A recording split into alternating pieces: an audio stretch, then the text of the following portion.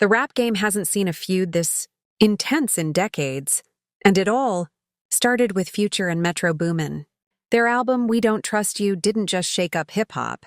It lit a match that set the entire industry on fire.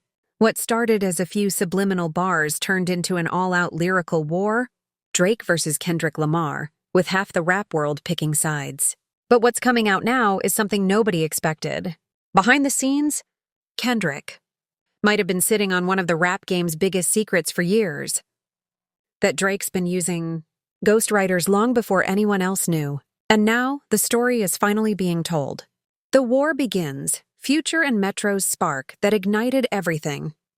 When Future and Metro Boomin dropped We Don't Trust You, fans instantly noticed the tone.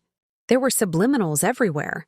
Slick jabs that seemed to be aimed straight at Drake and his camp. Suddenly, it wasn't just about beats and bars. It was about loyalty, credibility, and authenticity. Within weeks, rappers like Rick Ross, A$AP Rocky, The Weeknd, Lil Yachty, Childish Gambino, and Travis Scott all found themselves orbiting around the chaos. And right in the middle of it, Kendrick Lamar. He responded the only way he knows how, through pure artistry. When he dropped Not Like Us, the world stopped. The record didn't just top charts. It clowned Drake publicly. Kendrick hit where it hurt, mocking Drake's persona, his image and his credibility as a rapper. But that was only the beginning. Kendrick's next move, GNX and a cultural reset. Nobody expected what Kendrick did next. After the massive success of Not Like Us, he surprise dropped an album called GNX. The project was bold, experimental, and deeply personal, and it only added fuel to the fire. Then, without warning, Kendrick announced the Grand National Tour with SCA, dropped the Squabble Up music video, and claimed the #1 spot on the Billboard Hot 100. At this point, the narrative was clear. Kendrick had won. Drake, meanwhile, was touring Australia on his Anita Max Win Tour, trying to control the damage. His longtime defender, DJ Academics, was facing backlash for trying to discredit Kendrick and spin the story in Drake's favor.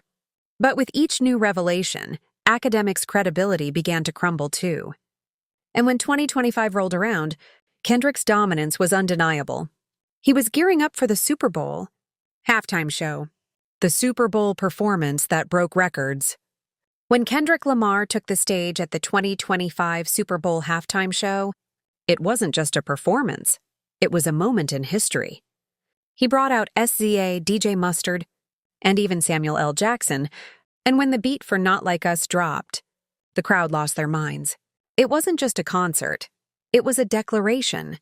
Kendrick used the biggest stage in the world to remind everyone who he is.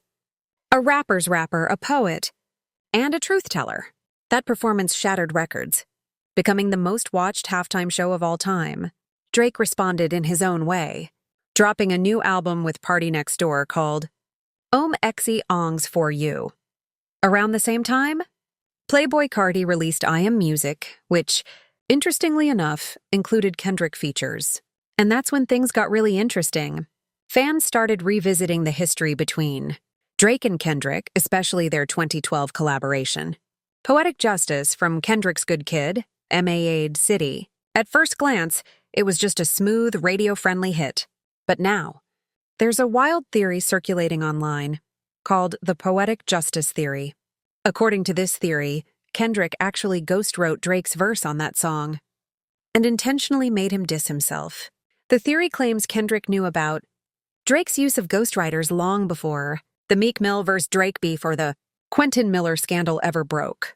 And allegedly, Kendrick used Poetic Justice as a way to expose Drake's weaknesses, but in a subtle, poetic way that nobody caught at the time. It sounds crazy. It sounds crazy until you realize there might be some truth behind it. Glasses Malone spills the tea. Recently, during an episode of The Bigger Picture with DJ Head, Elliott Wilson and Jeremy Hecht, the conversation turned toward Drake's early career and his reputation for using ghostwriters. That's when rapper Glasses Malone, who was once signed to Young Money Cash Money, YMCMB, dropped a bombshell. He revealed that years ago, Birdman, the head of Young Money, wanted him to collaborate with Drake, but when he mentioned it to Kendrick, Kendrick warned him not to. Why? Because according to Kendrick, Drake had ghostwriters. Let that sink in. That means Kendrick may have known about Drake's ghostwriting situation before anyone else, long before Meek Mill exposed the Quentin Miller connection in 2015. If that's true, then Kendrick's entire approach to Drake, over the years, from the Control verse to Not Like Us, was part of a long, strategic buildup. He's been playing chess while everyone else was playing checkers. Kendrick's long game, the real genius. Looking back now, it's clear Kendrick never forgot. When he dropped that legendary verse on Big Sean's Control, he didn't just call out Drake, he called out the entire industry. It was a warning shot, signaling that he wasn't afraid to go toe-to-toe with anyone, no matter how powerful. And as the years went on, while Drake continued dropping hit after hit, Kendrick stayed quiet, perfecting his craft. He wasn't chasing trends or clout.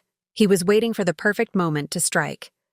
That moment came in 2024-2025, and he made sure the world was watching. Now, with Kendrick performing at the biggest stage in the world, winning awards and breaking streaming records, it's clear who came out on top. Drake's still a legend. Nobody's denying that. But when it comes to authenticity, artistry, and lyricism, Kendrick stands alone. DJ Academics, LeBron, and the fallout. Meanwhile, as Kendrick thrives, Drake's inner circle seems to be crumbling. DJ Academics, Drake's loudest defender, found himself in hot water after a bizarre Discord rant involving LeBron James, Chris Blake Griffin, and other celebs. Fans started questioning his credibility, accusing him of being more loyal to Drake than to the truth. Even Drake's tour, Anita Max Win, has been overshadowed by constant online debate about his legacy and authenticity. And to make matters worse, Universal Music Group, UMG, just won their motion to dismiss Drake's latest legal case, a major L in the corporate world that only adds to his stress. While all this unfolds, Kendrick just keeps winning. The bigger picture. When you really zoom out, this entire situation shows how much the rap game has changed. It's not just about hits anymore. It's about legacy, credibility, and who's real.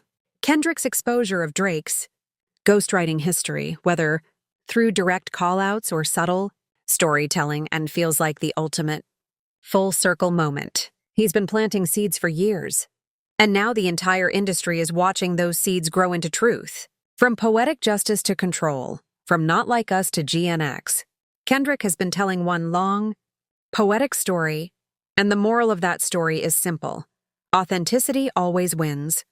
2025 has officially crowned its winner, and it's Kendrick Lamar. From the #1 hits to the Super Bowl stage, Kendrick has shown the world that true artistry doesn't need gimmicks or ghostwriters. His consistency, his creativity, and his ability to expose without even naming names have put him in a class of his own. Meanwhile, Drake is still one of the biggest artists alive, but the cracks in his empire are starting to show. With DJ Academics under fire, lawsuits piling up, and fans revisiting his past, the questions about ghostwriting are louder than ever. And maybe that's the real poetic justice, the truth. Finally catching up to the one man who built his career on playing both sides.